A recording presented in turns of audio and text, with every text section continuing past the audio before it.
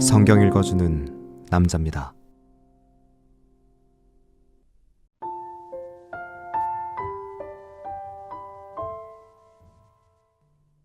하늘과 성도들과 사도들과 선지자들아, 그를 인하여 즐거워하라. 하나님이 너희를 신원하시는 심판을 그에게 하셨음이라 하더라. 이에 한 힘센 천사가 그 맷돌 같은 돌을 들어 바다에 던져 가로되, 큰 성 바벨론이 이같이 몹시 떨어져 결코 다시 보이지 아니하리로다. 또 검은 곳 타는 자와 풍류하는 자와 퉁소 부는 자와 나팔 부는 자들의 소리가 결코 다시 내 가운데서 들리지 아니하고, 물론 어떠한 세공업자든지 결코 다시 내 가운데서 보이지 아니하고, 또 맷돌 소리가 결코 다시 내 가운데서 들리지 아니하고, 등불빛이 결코 다시 내 가운데서 비추지 아니하고, 신랑과 신부의 음성이 결코 다시 내 가운데서 들리지 아니하리로다. 너의 상고들은 땅의 왕족들이라. 내 복수를 인하여 만국이 미혹되었도다. 선지자들과 성도들과 및 땅 위에서 죽임을 당한 모든 자의 피가 이 성중에서 보였느니라 하더라. 이 일 후에 내가 들으니 하늘에 허다한 무리의 큰 음성 같은 것이 있어 가로되, 할렐루야, 구원과 영광과 능력이 우리 하나님께 있도다. 그의 심판은 참되고 의로운지라.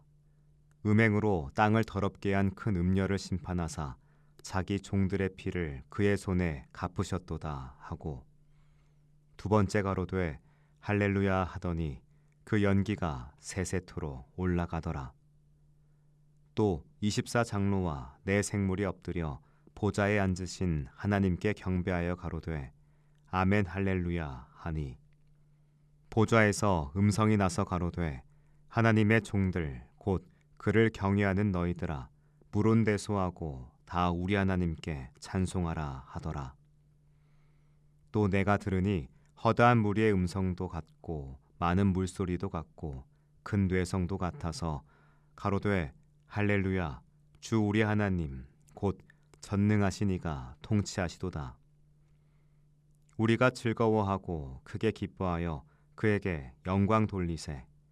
어린 양의 혼인 기약이 이르렀고 그 아내가 예비하였으니 그에게 허락하사 빛나고 깨끗한 세마포를 입게 하셨은즉 이 세마포는 성도들의 옳은 행실이로다 하더라. 천사가 내게 말하기를, 기록하라. 어린 양의 혼인잔치에 청함을 입은 자들이 복이 있도다 하고, 또 내게 말하되, 이것은 하나님의 참되신 말씀이라 하기로, 내가 그 발 앞에 엎드려 경배하려 하니 그가 나더러 말하기를, 나는 너와 및 예수의 증거를 받은 내 형제들과 같이 된 종이니 삼가 그리하지 말고 오직 하나님께 경배하라. 예수의 증거는 대언의 영이라 하더라.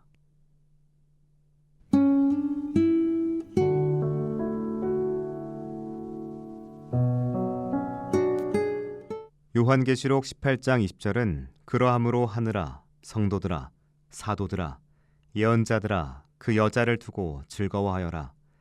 하나님께서 그 여자를 심판하셔서 너희의 원수를 갚아주셨기 때문이다 라고 선포하며 바빌론의 완전한 멸망에 대한 하늘의 기쁨을 알립니다. 자, 이 기쁨은 하나님의 절대적인 정의가 실현되었음에 대한 환희입니다. 한 힘센 천사가 큰 맷돌과 같은 돌을 바다에 던지며 큰 도성 바빌론이 이렇게 내던져져서 다시는 아무도 그를 찾지 못할 것이다 라고 말하는 장면은 바빌론의 파멸이 얼마나 완전하고 영원할 것인지를 극명하게 보여주죠.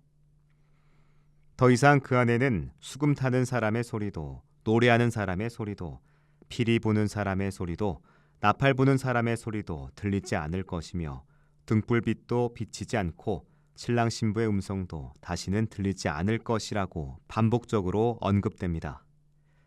불의한 토대 위에 세워진 세상의 모든 즐거움과 번영이 얼마나 더덥고 허망한지를 드러냅니다.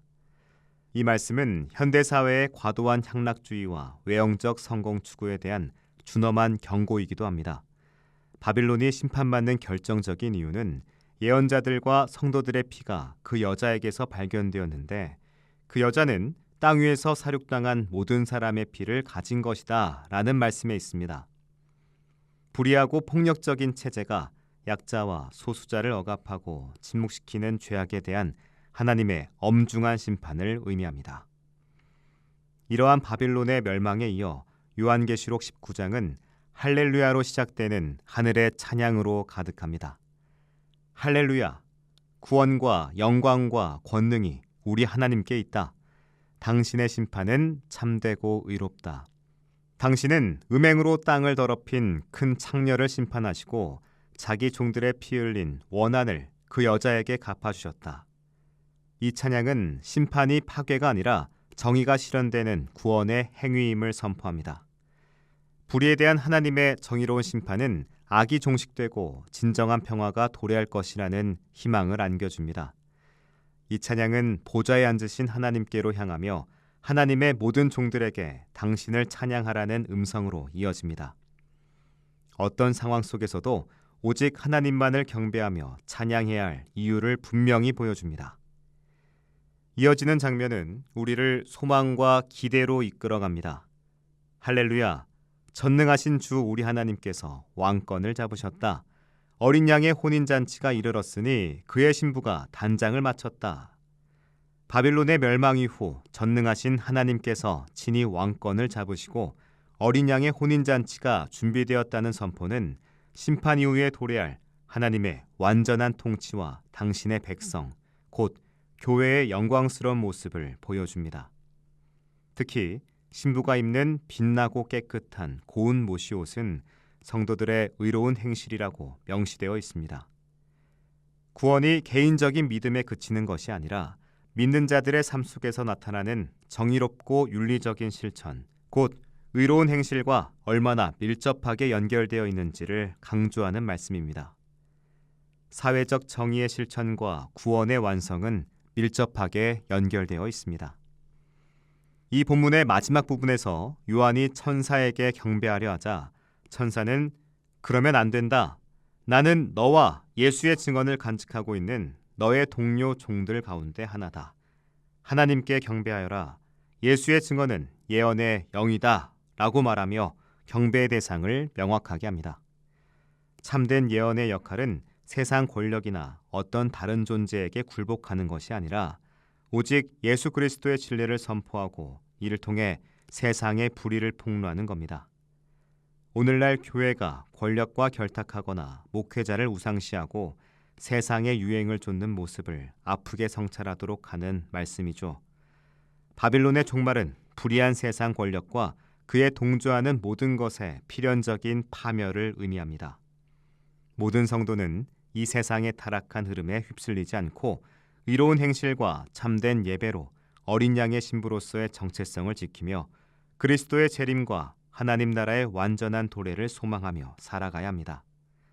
어둠 속에서도 빛을 비추는 예언자적 사명을 충실히 이행하며 하나님의 영광을 드러내는 삶을 살아갑시다. 기도하겠습니다. 주님, 불의한 세상 속에서 의로운 행실로 주님을 기쁘게 할 수 있게 인도하소서. 아멘.